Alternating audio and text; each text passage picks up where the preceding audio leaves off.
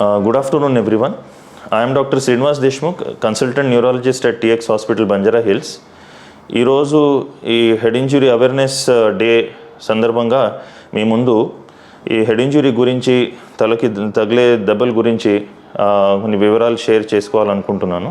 Head injury గురించి అవగాహన పెరగడం అనేది చాలా చాలా ఇంపార్టెంట్ ఉంది ప్రజెంట్ సొసైటీలో. ఎక్కువ పర్సంటేజ్ రోజు మనం చూస్తున్నాము. రోడ్ ట్రాఫిక్ యాక్సిడెంట్స్ మరింత ఎక్కువ అవుతూ ఉంటున్నాయి. అండ్ వేరే అన్ని రకాలుగా హెడ్ ఇంజురీస్ పర్సంటేజ్ ప్రకారంగా చూస్తే అది ఎక్కువ అవుతున్నాయి. అది రోడ్ ట్రాఫిక్ యాక్సిడెంట్స్ అయినా, ఆర్ ఫాల్ ఫ్రమ్ హైట్స్ అయినా, or any kind of assaults injuries అయినా, ఆర్ ఫైర్ ఇంజురీస్, ఇట్లాంటి అన్ని సిచ్యువేషన్స్లో హెడ్ ఇంజురీస్ అయ్యే అవకాశాలు ఉంటాయి. అండ్ డే టు డే అవి ఎక్కువ అవుతున్నాయి. హెడ్ ఇంజురీ అవేర్నెస్ డే సందర్భంగా ఈరోజు దీని గురించి కొన్ని డీటెయిల్స్, కొన్ని ఫ్యాక్ట్స్, కొన్ని మిత్స్, కొన్ని అపోహలు అని దీని గురించి మనం డిస్కస్ చేద్దాం.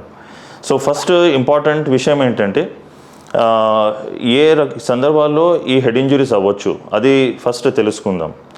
హెడ్ ఇంజురీ అంటే తలకి తగిలే దెబ్బలు కొన్ని ఇంపార్టెంట్ సిచ్యువేషన్స్ ఉంటాయి, అందులో ఎక్కువ అయ్యే అవకాశాలు ఎక్కువ ఉంటాయి. వన్ ఏంటంటే రోడ్ ట్రాఫిక్ యాక్సిడెంట్స్. సో చాలా వరకు రోడ్ ట్రాఫిక్ యాక్సిడెంట్స్ హెడ్ ఇంజురీస్కి కారణం ఉంటుంది. రెండవది ఫాల్ ఫ్రమ్ హైట్స్, అంటే చాలా ఎత్తు ఉన్న పొజిషన్ నుంచి కింద సడన్లీ పడిపోవడం. ఆ సిచ్యువేషన్లో తలకి తగిలే గాయాలు మరింత సీరియస్ అయ్యే ఛాన్సెస్ ఉంటాయి. మూడవది fire injuries or fire arm injuries అంటాము. అంటే ఎక్కడైనా కన్స్ట్రక్షన్ సైట్స్లో ఆర్ పెద్ద ఇండస్ట్రీస్లో అనుకోకుండా అక్కడ వర్క్ చేసే లేబరర్స్, పర్సనల్ వీరు దీనికి గురి అవ్వచ్చు. నాలుగో సిచ్యువేషన్ అంటే స్పోర్ట్స్ ఇంజురీస్. ఈ స్పోర్ట్స్ ఇంజురీస్ అంటే చాలా high level of physical activity ఉన్న స్పోర్ట్స్ లైక్ ఫుట్బాల్, రగ్బీస్, ఆర్ ఇంకా వేరే రకంగా బాక్సింగ్, రెస్లింగ్, ఇట్లాంటివన్నీ స్పోర్ట్స్ యాక్టివిటీస్లో తలకి దెబ్బ తగిలే అవకాశాలు ఎక్కువ ఉంటాయి. అట్లానే కొన్ని సిచ్యువేషన్స్లో అసాల్ట్స్ వల్ల కూడా ఇది అవుతుంది. సో ఏదైనా తలకి దెబ్బలు తగిలినప్పుడు మనకు నెక్స్ట్ చేయాల్సింది ఇమీడియట్ ఫస్ట్ ఎయిడ్ ఏంటి అనేది దాని గురించి ఇప్పుడు తెలుసుకుందాం. సో ఎప్పుడైనా మనం రోడ్ ట్రాఫిక్ యాక్సిడెంట్లో సపోజ్ మనం ఆ టైంలో ఆ ఇన్సిడెంట్ జరిగినప్పుడు ఆ పాయింట్ ఆఫ్ టైంలో అక్కడ ఉంటే మనం ఏ విధంగా ఫస్ట్ ఎయిడ్ చేయాలి? ఫస్ట్ ఇంపార్టెంట్ ఏంటంటే ఎమర్జెన్సీ సర్వీసెస్ని వెంటనే కాల్ చేసి వాళ్ళని అక్కడ అవైలబుల్ అయ్యేటట్టు ఒక ఇన్ఫర్మేషన్ మనం పాస్ ఆన్ చేయాలి. రెండవది, పేషెంట్ ఏ కండిషన్లో ఉన్నారనేది మనం చూడాలి. అంటే స్పృహ ఉందా లేదా అనేది ఫస్ట్ ఇంపార్టెంట్ ఉంటుంది. సో స్పృహ ఉంటే పేషెంట్ని ఒక సైడ్లో పడుకోబెట్టి ఆ పల్స్ అనేది ఫీల్ చేసి, అండ్ ఒకవేళ ఎక్కడి నుంచి అయినా తల దగ్గర నుంచి ఎక్కడైనా బ్లీడింగ్ అవుతూ ఉంటే శుభ్రంగా ఉన్న క్లాత్తో అది ఏరియా రక్తస్రావం ఎక్కడైతే జరుగుతుందో ఆ ఏరియాని కంప్రెస్ చేసి రక్తం ఆపడానికి ట్రై చేయాలి. ఒకవేళ స్పృహ లేనట్టు ఉంటే ఆ సిచ్యువేషన్లో ఉన్నప్పుడు కూడా పేషెంట్ని ఒక సేఫ్ ప్లేస్లో స్ట్రైట్గా పడుకోబెట్టేసి ఎక్కడి నుంచి అయితే బ్లీడింగ్ ఒకవేళ అవుతూ ఉంటే దాన్ని అదేవిధంగా కంప్రెస్ చేసి బ్లీడింగ్ ఆపడానికి ట్రై చేయాలి. బ్లీడింగ్ కంటిన్యూ అవుతూ ఉంటే బీపీ పడిపోయే అవకాశాలు ఉంటాయి. రెండోది, నోటి నుంచి ఏదైనా బ్లీడింగ్ అవుతూ ఉంటే నొరగ వస్తూ ఉంటే అది కూడా ఒక పేషెంట్ని ఒక సైడ్లో పడుకోబెట్టేసి మంచి క్లీన్ క్లాత్తో అది శుభ్రంగా క్లీన్ చేసుకోవాలి. మూడోది, ఎమర్జెన్సీ సర్వీసెస్ అవైలబుల్ అయిన వెంటనే పేషెంట్ని అంటే అంబులెన్స్లో యాజ్ ఎర్లీ యాజ్ పాసిబుల్ దగ్గరలో ఉన్న ట్రామా సెంటర్ ఆర్ హాస్పిటల్కి తరలింపు చేసి అక్కడికి అది ట్రీట్మెంట్ అనేది స్టార్ట్ చేసుకోవాలి. సో హాస్పిటల్కి రీచ్ అయిన తర్వాత యాజ్ డాక్టర్స్ మేము చూసేది ఏంటంటే, మెయిన్గా పేషెంట్ ఆ టైమ్ ఆఫ్ ప్రజెంటేషన్లో కాన్షియస్ లెవెల్స్ ఏ లెవెల్లో ఉంది అనేది ఫస్ట్ ఇంపార్టెంట్ చూస్తాం. ఈ కాన్షియస్ లెవెల్స్ ఐడెంటిఫై చేయడానికి ఒక జీసీఎస్ అనేది స్కేల్ ఉంటుంది. ఈ గ్లాస్గో కోమా స్కేల్ అంటాం దీన్ని. ఈ గ్లాస్గో కోమా స్కేల్ ఏంటంటే కళ్ళు తెరవడం, చేతులు కాళ్ళు కదిలించడం, అండ్ మూడోది పేషెంట్ మాట్లాడుతున్నారా, వర్బలైజేషన్ ఉందా లేదా అనేది చూస్తాము. దీంతో ఒక స్కోర్ అనేది మనకు డెవలప్ అవుతుంది. ఆ స్కోర్లో 15 అంటే హైయెస్ట్ స్కోర్, 3 అంటే మినిమం స్కోర్ అనమాట. సో ఈ 15 అంటే మనలాగా మీలాగా మాట్లాడుతున్నప్పుడు కాన్షియస్ ఎట్లా ఉంటుందో అది normal level of GCS scoring అంటాము. అంటే అక్కడ పేషెంట్ కాన్షియస్ ఉన్నారు అన్నట్టు మనకు తెలుస్తుంది.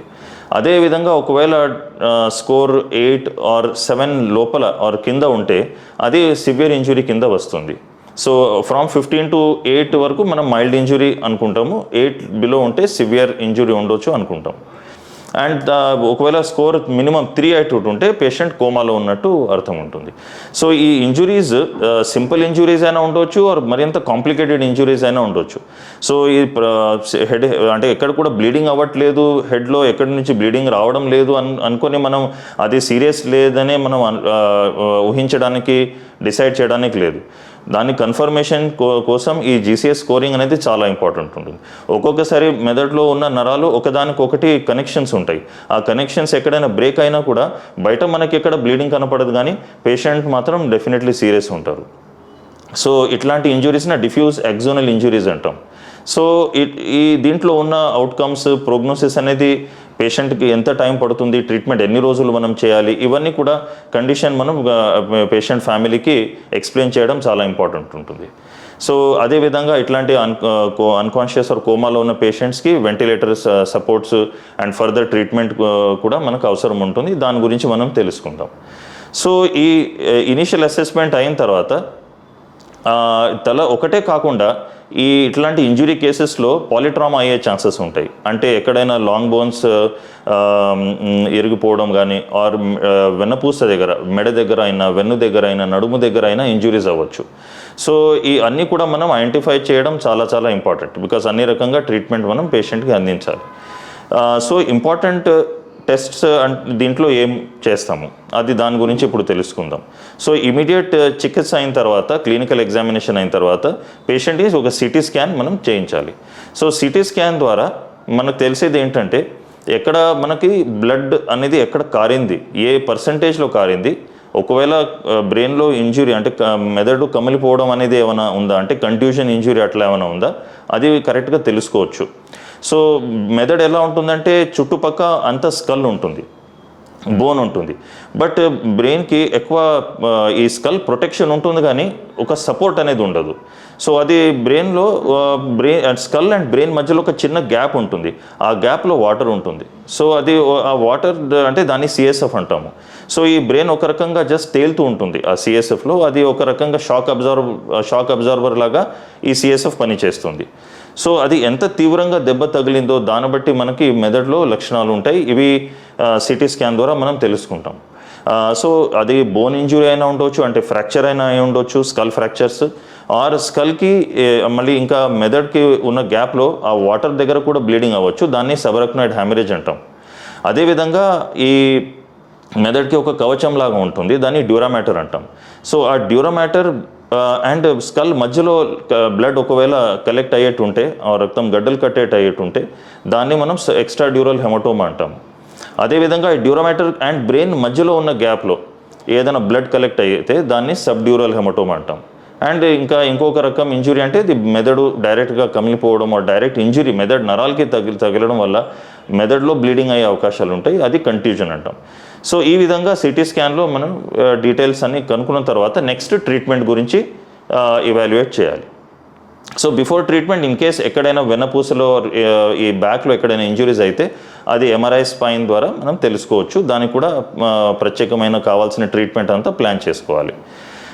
ఇప్పుడు ఫర్దర్గా మనం ట్రీట్మెంట్ గురించి ప్లాన్ చేస్తే మెదడులో ఉన్న ఈ ఇంజురీస్ వల్ల ఆర్ బ్లీడింగ్ వల్ల వచ్చే మెయిన్ ప్రాబ్లమ్స్ ఏముంటాయంటే మెదడు చుట్టుపక్క అంతా బోన్ ఉండడం వల్ల ఈ ఇంజురీ వల్ల మెదడులో వాపు వచ్చే అవకాశాలు ఉంటాయి. ఎక్కడైనా బాడీకి దెబ్బ తగిలితే అది వాపు వస్తుంది. అదేవిధంగా బ్రెయిన్ కూడా చాలా డెలికేట్ ఆర్గన్ కాబట్టి వాపు వచ్చే అవకాశాలు ఎక్కువ ఉంటాయి. సో ఈ వాపు ఒకవేళ ఒక పాయింట్లో సపోజ్ రైట్ సైడ్ హెడ్కి మనకి ఇంజురీ తగిలింది అనుకోండి, అది అక్కడ వరకే పరిమితం అయ్యేటట్టు ఉంటే అది మనం కన్సర్వేటివ్ ట్రీట్మెంట్ ద్వారా, అంటే జస్ట్ మెడిసిన్స్ ద్వారా అండ్ సపోర్టివ్ కేర్ ద్వారా దాన్ని ట్రీట్మెంట్ చేయవచ్చు.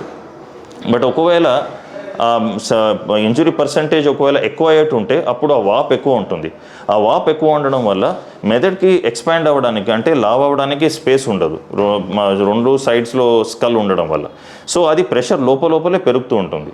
దీనివల్ల ఒక ప్రాబ్లం మిడ్ లైన్ షిఫ్ట్ అనేది డెవలప్ అయ్యే అవకాశాలు ఉంటాయి. ఈ మిడ్ లైన్ షిఫ్ట్ ఒక 1 సెంటీమీటర్ పైన ఎక్కువైపోతే అంటే ఒక సైడ్ నుంచి మెదడు ఇంకొక సైడ్కి షిఫ్ట్ అయిపోతుంది. సో ఇట్లాంటి సిచ్యువేషన్స్లో ఏమవుతుందంటే మెదడులో ప్రెషర్ ఎక్కువైపోయి పేషెంట్ ఇంకా కాన్షియస్ డౌన్ అయ్యే ఛాన్సెస్ ఉంటాయి.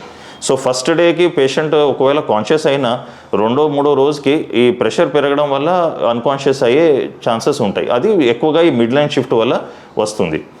సో బ్రెయిన్ ఇప్పుడు రైట్లో లెఫ్ట్లో ఎక్కడ కూడా ప్రెషర్ ఎక్కువ ఉండడం వల్ల ఎక్కడ షిఫ్ట్ అవ్వలేక పరిస్థితిలో అది కిందకి షిఫ్ట్ అయిపోయి బ్రెయిన్ స్టెమ్ అనేది మిడ్ లైన్లోకి కింద భాగం ఉంటుంది. ఆ ఏరియా చాలా సెన్సిటివ్ ఏరియా ఉంటుంది. ఆ ఏరియాలో ఉన్న నరాలు మెయిన్గా గుండె కొట్టుకోవడానికి, ఊపిరి పీల్చుకోవడానికి పనిచేస్తాయి, స్పృహ మెయింటైన్ చేయడానికి పనిచేస్తాయి. సో చివరికి ఆ నరాల మీద కూడా ప్రెషర్ ఎఫెక్ట్ అనేది స్టార్ట్ అయిపోతుంది. సో ఈ సిచ్యువేషన్లో లైఫ్ సేవింగ్ ట్రీట్మెంట్ అంటే సర్జరీ ఉంటుంది. సో ఏ విధంగా బ్లీడింగ్ ఎక్కడ కలెక్షన్ ఉందో దాన్ని బట్టి మనం సర్జరీ ప్లాన్ చేస్తాం. ఒకవేళ పర్సంటేజ్ ఆఫ్ బ్లీడింగ్ ఎక్కువ ఉంటే అది ట్రీట్మెంట్లో ఈ ప్రెషర్ తగ్గించుకోవడానికి ఒక స్కల్ పోర్షన్ ఓపెన్ చేయాల్సి వస్తుంది. అప్పుడు ఏమవుతుందంటే ఈవెన్ ప్రెషర్ ఎక్కువైనా కూడా బ్రెయిన్కి స్ప్రెడ్ అవ్వడానికి అవకాశం ఉంటుంది. దాంతో ఈ బ్రెయిన్ స్టెమ్లో ఉన్న క్రిటికల్ ఏరియాస్ ఏదైతే ఉన్నాయో అది సేవ్ చేయవచ్చు, కాపాడుకోవచ్చు. సో ఈ విధంగా ఈ సర్జరీ మనకి లైఫ్ సేవింగ్ ప్రొసీజర్ లాగా పనిచేస్తుంది. సో ఈ సర్జరీ తర్వాత కూడా రీహాబిలిటేషన్, ఫిజియోథెరపీ అండ్ మంచి నర్సింగ్ కేర్ ద్వారా మళ్ళీ పేషెంట్స్ని ఒక యాక్టివ్ ఫంక్షనల్ లైఫ్కి తీసుకురావడానికి అవకాశం ఉంటుంది. సో ఈ విధంగా ఈ ట్రీట్మెంట్ దీంట్లో మనం ప్లాన్ చేస్తాం. సో చివరికి ఇంపార్టెంట్ విషయం ఏంటంటే prevention. So prevention is better than cure అని మన అందరికీ మనం చెప్పుకుంటూ ఉంటాము. అది ఈ ప్రాబ్లంలో కూడా మనకు అది డెఫినెట్లీ అప్లై అవుతుంది. సో ఈ ప్రివెన్షన్ అనేది ఎలా మనం అంటే ఈరోజు ఉన్న బ్రెయిన్ హెడ్ ఇంజురీ అవేర్నెస్ డేలో మనం అది ప్రివెన్షన్ గురించి ఎక్కువగా మనం తెలుసుకోవాలి. సో హెల్మెట్స్ కరెక్ట్గా వేసుకోవడం, సో అది చాలా చాలా ఇంపార్టెంట్. రెండోది లేన్ డిసిప్లిన్ ఫాలో అవ్వడం, స్పీడ్ని కంట్రోల్ చేయడం, and alcohol or any other ఇంటాక్సికేషన్లో డ్రైవింగ్ చేయకుండా ఉండడం, ఇది మనకు చాలా చాలా ఇంపార్టెంట్. సో ఈ చిన్నప్పటి నుంచి ఈ డిసిప్లిన్స్ మనం ఫాలో అవుతూ వస్తే ఈవెన్ మనం డ్రైవింగ్ చేసే ఏజ్కి వచ్చిన తర్వాత కూడా మనం దాన్ని క్లియర్గా ఫాలో అవుతాము. అండ్ 100% దీంతో రోడ్ ట్రాఫిక్ యాక్సిడెంట్స్ చాలా వరకు అరికట్టడానికి సాధ్యమవుతుంది. సో ఈ ఒక బ్రెయిన్ హెడ్ ఇంజురీ అవేర్నెస్ సందర్భంగా మీతో ఈ వివరాలన్నీ ఈరోజు నేను షేర్ చేసుకున్నాను. ఆశిస్తున్నాను మీరు అందరు కూడా ఈ డీటెయిల్స్ అన్నీ మంచిగా తెలుసుకున్నారు. So thanks for your patient listening. ఇక్కడికే నేను ముగిస్తున్నాను. Thank you so much.